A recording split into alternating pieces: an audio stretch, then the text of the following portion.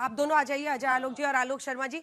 एक एक सवाल जनता की तरफ से लेकर उसके बाद से आपके जवाब उस पर लेंगे। इधर से कोई पूछना चाहता है? मैम, मैं ये कहना चाहता हूं कि संसद के पास इतना समय है व्यर्थ करने के लिए कि वहां पर वंदे मातरम गाया जाए।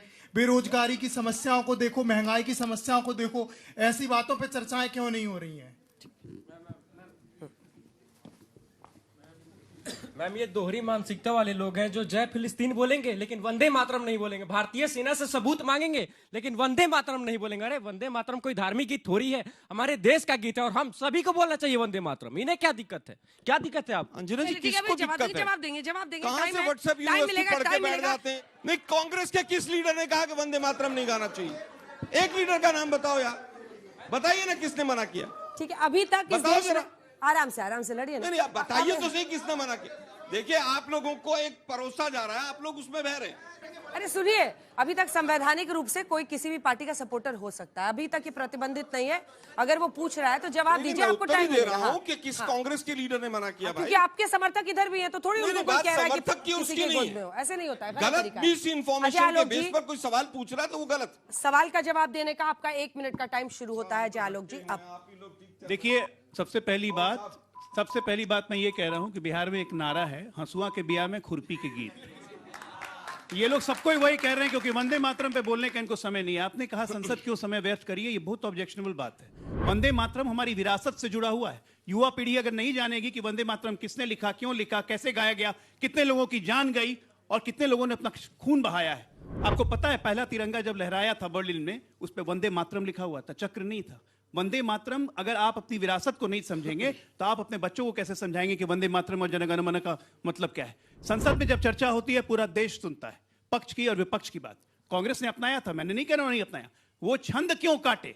किसको खुश करने के लिए काटे? दुर्गा मां का नाम क्यों काटा? किसको खुश करने के लिए काटा? ये तुष्टीकरण की राजनीति क्यों हुई इस देश में? लगातार आपको तुष्टीकरण की राजनीति की जा रही है। फिलिस्तीन का बक्सा लगा के आप पार्लियामेंट पहुंच सकते हैं, आप संसद को चलने नहीं देते हैं। 3-2 सत्रों से संसद का सारा समय इन्होंने वेस्ट कर दिया। वो संसद का समय व्यर्थ नहीं होता है? आप सोचिए। समय समाप्त हुआ। ठीक है, रिबटल राउंड का क्या वंदे मातरम पर वोट बैंक की राजनीति हो रही है? और जो इस लड़के का सवाल था, इन सब पर रिबटल राउंड में आपका 1 मिनट का समय शुरू होता है। बिल्कुल राजनीति हो रही है, सरेआम राजनीति हो रही है, क्योंकि बंगाल का चुनाव सामने।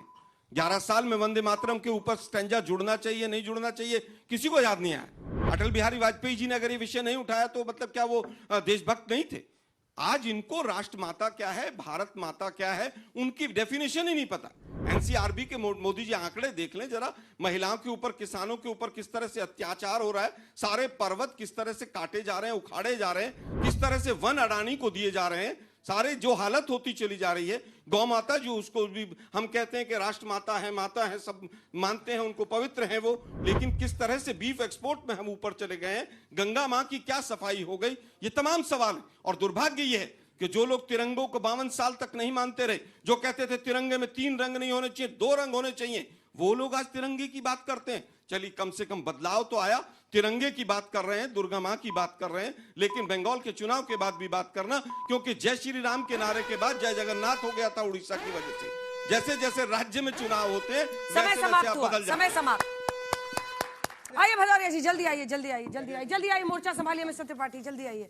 और आपका 1 मिनट का रिबटल राउंड। जजेस का कोई सवाल इन दोनों से? स्पेसिफिक सवाल? ताऊ आज गजब मुस्कुराहट के मुद्रा में है जी, पूछिए। ये पुतिन जी इंडिया है, इसका ये बहुत अच्छा हुआ है कि लोग एक दूसरे का विरोध भले कर रहे हैं, पर हर आदमी का मानना है कि वंदे मातरम पर राजनीति हो रही है। मैं बोल रहा हूँ इतनी देर से। और एक जो मुद्दा ये भी है कि जो स्टेंजा 1937 में नहीं शामिल किया गया, उसका रेफरेंस है, तो उस पे भी अगर प्रकाश डाला जाए होना चाहिए, तो अच्छा रहेगा।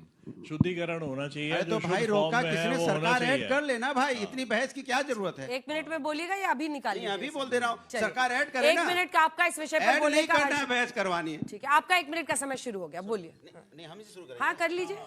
देखिए, सवाल ये है कि वंदे मातरम के नाम पे देखिए सब ने गमछे बदल लिए। ये हमारी हिंदुस्तानी की खूबसूरती है। सब वंदे मातरम चाहते हैं कि वंदे मातरम बोलना चाहिए, सब वंदे मातरम के साथ है। देखिए, ये इसी की बात हम कर रहे थे कि सब वंदे मातरम के साथ अगर कोई नहीं है तो भारतीय जनता पार्टी नहीं है, क्योंकि भारतीय जनता पार्टी राजनीति कर रही है, हमारा आपका ध्यान भटकाना चाहती है। वो नहीं चाहती कि एयर पोल्यूशन, हमारे आपके बच्चे, हमारी आपकी सांसें रुक रही है, उस पर चर्चा हो जाए। वो नहीं चाहती कब शराब जो डुप्लीकेट बिक रहा है जिससे हमारे बच्चों की मौतें हो रही है उस पर चर्चा हो जाए। वो नहीं चाहती बेलों की मौतें हो रही है उस पर चर्चा हो जाए। वो नहीं चाहती कि देश के अंदर में जिस तरह से महंगाई बेरोजगारी बढ़ी है उस पर चर्चा हो जाए, नहीं चाह रही है। वो हमें आपको अटकाना चाहती है। अरे हम तो कहते हैं वंदे मातरम बोलने, लेकिन पार्लियामेंट में बोलने से आपने रोका हुआ है। पार्लियामेंट में आप ना क्या रहे कि वंदे मातरम पार्लियामेंट में नहीं बोल सकते, जय हिंद पार्लियामेंट में नहीं बोल सकते। हम तो कहते हैं चाहे पार्लियामेंट हो, पार्लियामेंट के बाहर हो, हमें वंदे मातरम बोलना है और सब बच्चे साथ खड़े वंदे मातरम बोले। मैं तो कहता हूं जोर से मेरे साथ बोलिए, वंदे वंदे। अब कौन रोक लेगा वंदे मातरम से, बताइए। लेकिन भारतीय जनता पार्टी इस पे राजनीति करती, चिंता की बात है, मुद्दों पे बात नहीं कर रही है, लेकिन वंदे मातरम के नाम पे राजनीति करती है जो हमारे दिल में बसता है। अब हमारे दिल की बात कोई अपनी मां, किसी की मां के बारे में पूछोगे प्यार करते हो, हम अपनी मां को प्यार करते हैं, कोई ऐसा नहीं जो ना करता ताली हो। बजा दीजिए। बात ताली की नहीं अंजना जी, बात देश की है। हर्षी, आपका इस विषय पर बोलने का रिबटल राउंड में 1 मिनट का समय शुरू होता है। 1 सेकंड कम था मेरा। नहीं, मैं बोल दूं, मेरा समय भी ले लीजिएगा। समय की नहीं, पहली बात तो मैं हम 1 तो कह रहे हैं हम सब चलते हैं, इनको छोड़ दीजिएगा, बोलते रहिए। 1 सेकंड मैंने इसलिए मांगा था, भदौरिया जी 1 सेकंड इसलिए निकल गया, 1 सेकंड इसलिए मांगा था कि मुझे इस बात का बहुत घमंड है और प्राउड भी है कि हमारे देश की इंडिया नेटवर्क में, इंडिया टुडे ने और अंजना जी ने विदेश में जाके जब दूसरे राष्ट्राध्यक्ष का इंटरव्यू किया है, उसके लिए मैं आपको बधाई देता हूं। इसलिए मैं आपको बधाई देता हूं कि मैंने अपनी जिंदगी में पहली बार इंटरव्यू देखा है कि विदेश की धरती पे इतने बड़े राष्ट्रीय अध्यक्ष का इंटरव्यू होते हुए भारत की मीडिया कर रही है। इसलिए मैं आज तक को बधाई देता हूं इंडिया टुडे को। अंजना जी आपको बहुत बहुत धन्यवाद। बहुत धन्यवाद, इसीलिए मैंने ज्यादा टाइम दे दिया इनको। चलिए हर्ष जी आपका 7 सेकंड का समय शुरू होता है। नहीं देखिए अंजना जी, सबसे पहले तो अब अनुराग जी ने कहा तो दुनिया में हमारे मीडिया हाउस की तरफ से आप गई और दुनिया में नाम रोशन किया, तो हम सब की तरफ से आपको बधाई। लेकिन क्या इस देश के नौजवान को यह समझाने की जरूरत पड़ेगी कि वंदे मातरम पर बहस क्यों हो रही? बड़ा ऑब्जेक्शनेबल था वो जो नौजवान खड़े हो गए और उन्होंने कहा कि क्यों बहस किया। एक वो बच्ची आई, वो कह रही कि क्यों करना है, 150वीं वर्षगांठ है, ये बताने के बावजूद आपको समझ में नहीं आ रहा है क्यों करना है। क्योंकि आज आप खुली हवा में सांस ले रहे हैं, आज आप गुलामी में नहीं है, आपके ऊपर अंग्रेजों के बूट नहीं है। ये लाल बाल पाल वाली कांग्रेस नहीं है, ये सुभाष बाबू वाली कांग्रेस नहीं है जो वंदे मातरम गाती थी। ये राहुल कांग्रेस है जिसके लिए विदेशी धरती पर जाकर कहना होता है कि भारत में लोकतंत्र नहीं रह गया। इसलिए समझाना जरूरी। और देश की संसद में अगर ये चर्चा नहीं होगी तो कहां चर्चा होगी? देश की संसद में चर्चा हो तो समझ में भी तो आएगा ना कि जो लोग आज राहुल कांग्रेस में बैठे हैं आखिर उनका विचार क्या है। और जब मौलाना अंसार रजा जैसे लोग कहते हैं कि हमको कौन कह देगा, कौन जबरदस्ती बुलवा देगा, अरे जबरदस्ती नहीं बुलवाना है। लेकिन जिन अटल बिहारी वाजपेयी की बात आप कर रहे हैं वो कहते थे हम मातृभूमि को वंदन करते हैं, अब समय समाप्त हैं, ये करने की जरूरत है। वंदे मातरम पर चर्चा इसीलिए समय समाप्त हुआ। जबरदस्त। चलिए आखिरी 2 वक्ता जो मोहम्मद फैज खान साहब, मौलाना अंसार रजा जी, आइए। बहुत बहुत स्वागत है आप दोनों का। क्लियर कट बात आप ही दोनों कर रहे हैं। वैसे मोहम्मद फैज खान साहब का 1 मिनट का रिबटल राउंड का समय शुरू होता है। वंदे मातरम पर चर्चा इसलिए होनी चाहिए क्योंकि आज भी हमारे कुछ युवाओं को पता नहीं है कि वंदे मातरम पर चर्चा क्यों होनी चाहिए। इसलिए जरूरी है कि वंदे मातरम पर चर्चा हो। और मैं आपको एक बात बताऊं, अल्लाह के सिवा किसी और की इबादत नहीं करना है, इस्लाम कहता है, मैं इस बात को मानता हूं। लेकिन जब हम हज करने जाते हैं ना, तब वहां पर भी हम मुंडक उपनिषद का वाक्य सत्यमेव जयते और अशोक चिन्ह युक्त पासपोर्ट लेकर जाते हैं, तब हमें वहां पर अल्लाह की इबादत करने के लिए मिलता है। तो इसलिए वंदे मातरम को मात्र किसी पूजा पद्धति से नहीं जोड़ना चाहिए। यह हमारी राष्ट्रीय अस्मिता और आस्था का प्रतीक है। और वंदे मातरम पर चर्चा इसलिए होनी चाहिए क्योंकि जब तक हमारे अंदर देशभक्ति का भाव नहीं आएगा तब तक हम अपने देश के लिए ईमानदारी से, पूरी निष्ठा के साथ काम नहीं कर सकते। इसलिए हम इसको किसी इबादत से मत जोड़िए। यदि आप इबादत से जोड़ेंगे तो सारे जहां से अच्छा हिंदुस्तान हमारा आप गाते हैं, तो इस्लाम तो अल्लाह अकबर कहता है कि अल्लाह सबसे बड़ा है, फिर सारे जहां से अच्छा हिंदुस्तान हमारा कहना भी गलत हो जाएगा। इसलिए मैं आपसे निवेदन करता हूं कि इसे विशुद्ध और विशुद्ध राष्ट्रीयता का गीत रहने दीजिए। मैं आप सबसे निवेदन करना चाहता हूं, युवाओं से निवेदन करना चाहता हूं, इनके बहकावे में नहीं आए और वंदे मातरम गीत के प्रति अपनी निष्ठा दिखाएं। रिबटल राउंड में मौलाना अंसार रजा साहब, देखिए आपका 60 सेकंड का समय शुरू होता है। अब देखिए, इन्होंने 2-3 बातें कही हैं जिनका किसी ने कोई जिक्र नहीं किया। इसीलिए कहते हैं कि जो चीज़ आदमी घर से रट के आता है ना कि आज हमें यही बोलना है, यही वायरल होगा, उसी पे शुरू हो जाते हैं। ना तो पासपोर्ट की किसी ने बात की और ना किसी ने हज की बात की।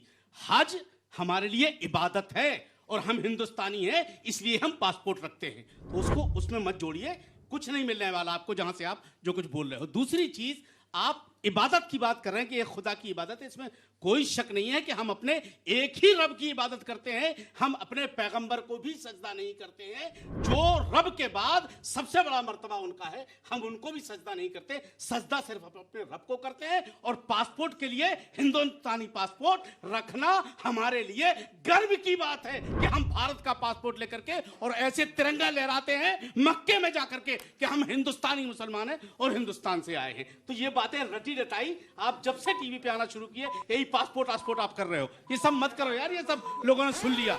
दूसरी चीज मेरे भाई, बुरा मत मानना, मैंने ये कहा है कि समय समाप्त हो गया। अभी कैसे समाप्त हो अब हो गया 1 मिनट समाप्त, हम क्या करें? 20 सेकंड तो दीजिए। मुझे पता है आप यार, लोग रुक मानने जाओ। को तैयार नहीं है कि आप लोग का तालियों के साथ- समय सही में समाप्त हो गया। सुनिए, चलिए, अपनी अपनी जगह पर आखिरी लाइन, एक लाइन दे रही हूँ, बस एक लाइन, जल्दी मुझे जल्दी। 10 सेकंड बस दे दीजिए। कभी अल्लाह कभी के क्या सिवा होता किसी है? और के आगे नहीं झुकूंगा। वो कहने वाला जन्नत से निकाला गया कि नहीं निकाला गया, उसका नाम क्या है ये बता दीजिए। मतलब जिसने कहा कि अल्लाह के सिवा किसी आदम के सामने नहीं झुकूंगा, ज्ञानी के आगे नहीं तुम्हारे झुकूंगा। जैसा शैतान, हाँ, तुम्हारे जैसा शैतान, अल्लाह के आगे उसमें किसी क्या है? और के आगे, शैतान अल्लाह को के सिवा निकाला किसी गया। और के आगे नहीं झुकूंगा। भाई, जिसने रब वो के कहने सामने- वाला शैतान है, बिल्कुल। इब्लीस है, जो ज्ञानी बिल्कुल। ज्ञानी के आगे नहीं झुका, बिल्कुल, हमने जो तो हजरत क्या आदम बोला? अलैहिस्सलाम कि के वो सामने शैतान है। नहीं झुका, तुम जो जैसे ज्ञानी शैतानों को आदमी के निकाला सामने गया नहीं है। झुका, वो शैतान तुम जैसे इब्लीस शैतानों को है, निकाला ये ज्ञान गया के है। आगे नहीं हम तो झुकेंगे। रब के आगे समय समाप्त हुआ, तालियों के साथ आप दोनों का बहुत बहुत अभिनंदन। अपनी अपनी जगह पर जाइए, अपनी अपनी जगह पर जाइए।